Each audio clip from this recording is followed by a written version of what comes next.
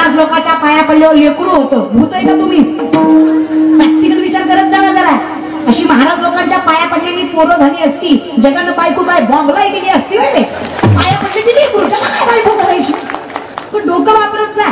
नवसे कन्या पुत्र होती तरी का करणे लागे पती, जगद्गुरु तुकोबरायांचं मत आहे. नेणे फुंको कान नाही एकांतीचे ज्ञान. असा फालतू परमार्थ नाही करायचा. परमार्थ करा म्हणा, चा चौघात करायचा. जसे आहात तसे जगाला सांगा, मी अशी आहे ना अशीच आहे. सामान्य मुलगी आहे, संत व्हायची लायकी नाही आमची. हे हो मला हे जमत नाही, मला ते जमत नाही, मी हे खात नाही, मी ते खात नाही, मी इथं बसत नाही. सगळं जमतं तुला, फक्त नजरेच्या आड जमतं. तुम्हाला खरं सांगते, माझं थोबाड बेकार आहे, मी प्रामाणिकपणे सांगते. ब्रह्मचर्य लावून खोड्या करण्यापेक्षा बायको करून संसार करत जा, देव लवकर भेटून तुम्हाला. तुम्ही ना जसे आहात तसे जगाला दाखवा, नीट राहा. फक्त जसे आहात तसे. कर्म सत्य असताना जगाच्या मालकाची सुद्धा हिंमत नाही तुम्हाला अपयश द्यायची. तुम्ही कर्म सत्य ठेवा. तुका म्हणे सत्य कर्मा व्हावे घातली या भय. कशाला चिंता करताय? वैष्णव त्याला म्हणायचं, मृत्यूलाही जो घाबरत नाही ना तो वैष्णव आहे. आणि वैष्णव व्हायचा अधिकार आपल्याला दिलाय, तो मिळवा. पण आमचं कसं आहे ना दादा, मी सुरुवातीलाच म्हटलं हा असा समाज आहे. इथे 4 माणसं एकच खोटं बोलली की खोटं सुद्धा. अहो देव सुद्धा ट्रेंडिंग वर आहे. दरवर्षी एक नवीन देव ट्रेंड मध्ये येतो, आणि ज्या देवाला ट्रेंडिंग मध्ये आणलं जातं त्या देवाला गर्दी जास्त असते. देव सगळे सारखेच घेऊ. विठेवरचा मालक काय आणि घरात खुर्चीवर बसलेला बाप काय. पुण्य दोघाच्याही चरणाला स्पर्श केल्यावर तेवढंच मिळतं, फक्त भावना शुद्ध असते. खरंच आहे की रे, ज्याला घरातला बाप कळला नाही त्याला पंढरीचा बाप कायच कळणार आहे. ज्याला घरातली माय कळली नाही त्याला पंढरीची माय काय कळणार आहे. आम्ही माणसं म्हणजे अदष्ट म्हणून संततानी कर्मानुबंधी मनुष्य लोकी. कर्मानं बांधलेली माणसं. आमच्या आयुष्यात जो काही त्रास आहे, आयुष्यात सगळ्यात मोठा त्रास म्हणजे देह व्यतीत करणं सगळं का. व्यक्ता सत्तचेतसा व्यक्ता ही गती दुःखम दिगदभीर व्यापते. आयुष्यात हे फार संकटकालीन आहे. पण ज्या वेळेस विठ्ठलाची आवड लागते त्या दिवशी वाटतं तुका म्हणे गर्भवासी सुखे घालावे, तेव्हा कळतं खरा अर्थ काय याचा. मी म्हटलं ना आवड प्रारब्धाने मिळते रे. माझ्या वडिलांची मिळासी का देवा, उगाच कसं मिळेल. माऊली सांगतात मोठकी देहाकृती उमटे निज ज्ञानाची पहाट फुटे, सूर्या पुढे प्रगटे प्रकाश जैसा. न्यायशास्त्र सांगतात आत्मा हा निर्गुण निराकार. आत्माला कुठलं स्वरूप नाहीये, तसा परमात्मा ही निर्गुण निराकार. देवाला कुठलं रूप नाहीये. देव कधीच दिसत नाही. कीर्तनकार म्हणून सांगते देव दिसत नाही. बघायच्या भानगडीत पडायचं. देव बघायची गोष्ट नाही, देव अनुभवायची गोष्ट. ज्याला अनुभवता त्याला सापडतो.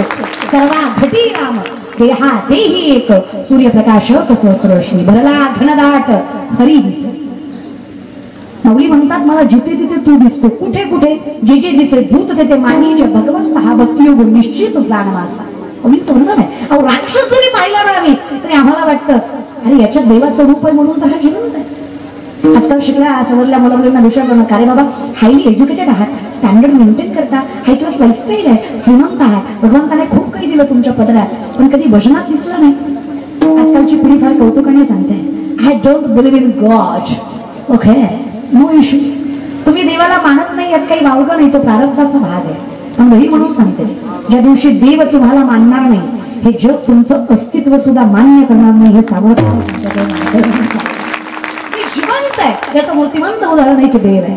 अहम वैश्वानरो भूत्वा परिणाम देहम आश्रित प्राणापान समायुक्त पच्चमंडम चतुर्विधम. चालवणं बोलवणं सोड अर्जुना, सूक्ष्मता लक्षात घे. अन्न पचवणारा तुझा मीच आहे. तुझ्या जठरामध्ये आग्नी म्हणून जो वास करतो ना तो मी जगदीश्वर, तो मी कृष्ण, तो मी राम, तो मी शिव, तो मी विश्वेश्वर. पंचमहाभूत मी आमुरीनो मी सर्वात मी शेवट मी. मग माणसं म्हणतात नेमका विश्वास ठेवायचा तरी कुठल्या देवावर. अरे हेच तुम्हाला आजपर्यंत कळलं नाही. परमात्मा निर्गुण निराकार आहे. मग संत असो किंवा परमात्मा असो, जसं मी उभा आहे तुम्ही बसलाय, मी व्यासपीठावर आहे तुम्ही खाली आहे, भेद आहे की व्यवस्था आहे.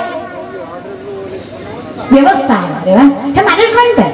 तुम्हाला मी दिसावं मला तुम्ही दिसावं म्हणून केलेली ही व्यवस्था आहे.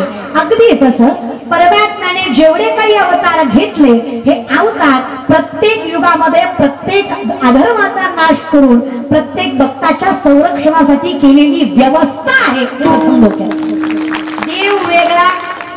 तुम्ही आम्ही भांडणं केली बरं. राम तुमचा, कृष्ण आमचा, शिव तुमचा, खंडोबा आमचा, कसोबा तुमचा. काय मूर्खपणाचं लक्षण. देव आहे त्यात भेद नाहीये. हा पण एवढं मात्र की श्रद्धा एकावर असावी, निष्ठा एकावर मानावं सगळ्यालाच, पण निष्ठा मात्र आपण सगळ्यालाच बाप मानतो, पण प्रेम बापावरच करतो ना. आपण सगळ्यात तुम्ही माझ्या वडिलांसारखे आहात, वडिलांसारखे आहात, वडिलांसारखे आहात, वडिलांसारखे आहात. वडील एकच, तू का म्हणे येते पाहिजे गेल्या गबाळ्याचे, पण निष्ठा एकावर ठेवा. का थापट पसारा केला, प्रेमाचे वाटे केले तर प्रेमाची पूर्तता मिळणार नाहीये. कोणी असावं, पत्नी सुद्धा आयुष्यात एकच असावी, हो की नाही. आता आमची म्हणते लई ज्ञान नको सांगू, तुझ्या कृष्णानं 16,108 केल्या, ते बरोबर जमतं तुम्हाला. डोकं वेगळं वापरीचं जरा, देवाची आपली बरोबरी होऊ शकते काय. कुशाल महाराज माणसं म्हणतात त्यांनी एवढ्या केल्या, आम्हाला 2-4 केल्यामुळे काय होतंय. शेमड्या तू इकडे ये, तुला सांगते मी काय होतं, शब्द सांगते मी तुम्हाला काय होते. डोकं वापरूचं ना दादा.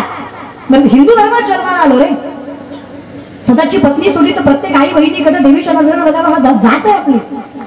आणि मला कौतुक आहे खरं सांगू, तुम्ही चांगलं म्हणा वाईट म्हणा, पण मी या कीर्तनाच्या व्यासपीठावर विश्वासानं सांगेन, माझ्या हिंदू धर्मातलं ज्ञानोबा तुकोबाला मानणारं पोरग मध्यरात्री अर्धनग्न पोरगी जरी त्याला दिसली तरी तो तिला तिच्या आई वडिलापर्यंत सुरक्षित पोहोचवणार, हा विश्वास मला माझ्या धर्मावर. शंभरातला एक वाया गेला म्हणून तुम्ही 99 तरुणांना नावं ठेवू शकत नाही. हा तोच तरुण आहे जे धर्माचं नाव घेतलं की जीव पणाला सुद्धा लावतो. हा तोच तरुण आहे पंक्ती वाढण्यापासून, पत्तरवाळ्या उचलण्यापासून, महाराज आणण्या नेण्यापासून, सप्त्याचे मंडप टाकण्यापासून, प्रत्येक माणसाला व्यवस्थित मंडपाच्या बाहेर रस्त्याला लावण्यापर्यंत सप्त्याची कामं करतात ती पोरं असतात. जर तरुण नसते ना, सप्ते मोठे झाले. तुम्ही वाईट तरी आणि कशाच्या जीवावर वाईट म्हणता या पोरांना. तुमच्या ही म्हातारी माणसं नुसतं म्हणतात अरे पण का गेली, बिडी फुकू फुकू तुझी थोबाडा आत गेली म्हणून गेली, तूच थोडी गेली. 6च्या पुढं तुला घराची वाट नाही दिसली म्हणून गेली, तूच थोडी गेली. अरे म्हातारे आपण दिसत नाही तुम्हाला, अरे हात थरथर कापतात तरी मारुतीच्या कट्यावर बसून पत्ते चालतो. त्या ब्रह्मचारी मारुतीला राणी दाखवतो, हा गुन्हाचा. फक्त पोरच वाया गेली. ह्या म्हाताऱ्या बायका सुद्धा दारात बसून, आजकालच्या काय पोरी येत नाही, ह्यांना काय लाज आहेत वय, आमच्या जमान्यात नव्हतं माय असं, आम्ही किती इज्जतीनं खाल्लं माय, किती कष्ट केलं माय, ह्यांना काय झालंय माय, सगळं ऐकतं भेटलं माय, होय ग माय. आय ऍक्सेप्टेड की जेवढं तुम्ही सहन केलं आम्हाला होणार नाही, जेवढं तुम्ही कष्ट केलं आमच्या पिढीला जमणार नाही. आता बोलून काय फायदा ग. पण तुम्ही आता काय करता, मिसरी चोळता. तुमच्या मिसरीच्या वासानं गोठ्यातल्या म्हशीनं दूध द्यायचं बंद केलं. इतका भांगार वास आहे मिसरीचा, आणि त्याच मिसरीच्या तोंडात नातवाचे पचा पचा मुक भीती काहीच वाटत नाही का.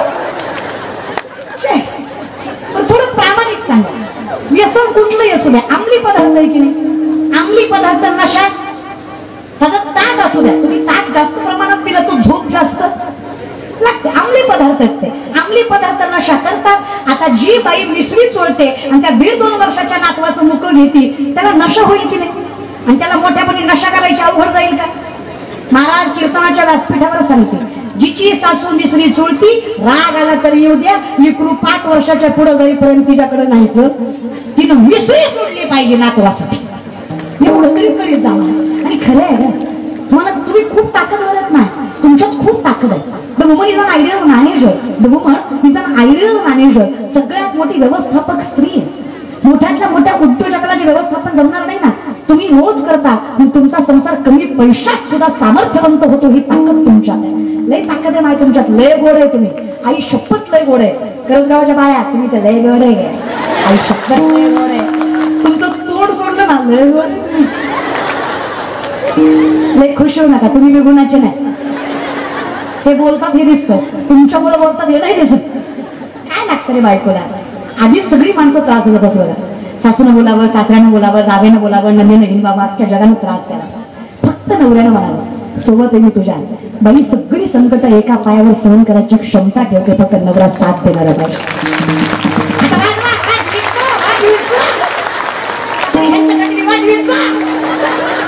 आयुष्य घातलं तुमच्यासाठी, पण तुम्ही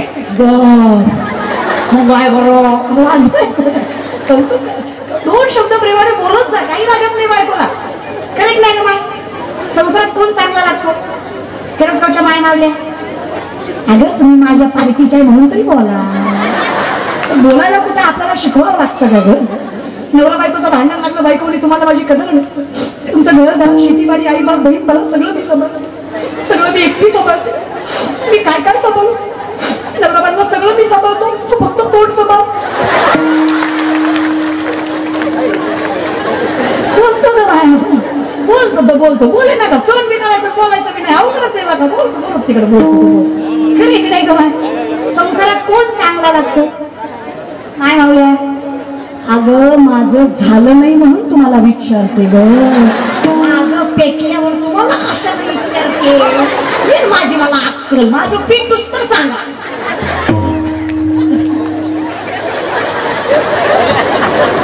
माझ्यावर बोलल्यावर लय खसखस पेटली तुमची. तुम्हाला एक्सपिरियन्स आहे का? मला अनुभव विचारते. संसारात कोण चांगला हवा म्हणजे संसार नीट होतो. खरंच आहे मा मी नाही म्हणत. तुका म्हणे सोपे आहे सर्वाहुरी शहाणा तो धणी घेतो. माऊली म्हणतात जरी सख्याचा जिव्हाळा बाय सासरवास आहे. प्रेम नवऱ्याचं भेटलं की बाई सगळं सहन करते. परमार्थाचंही तसंच आहे. जेव्हा विटेवरच्या मालकासारखा मालक लागतो तेव्हा आयुष्यातलं प्रत्येक संकट सुख देतं. इतकी ताकद त्या विटेवरच्या मालकात असते. तो मालक देतो. मग काय निर्वाणी गोविंद असेल पण तो मिळतो कधी? विषय येतो त्यांचा उगाच मिळत नाही. प्रारब्ध चांगलं आणि कष्ट प्रामाणिक हे सगळं.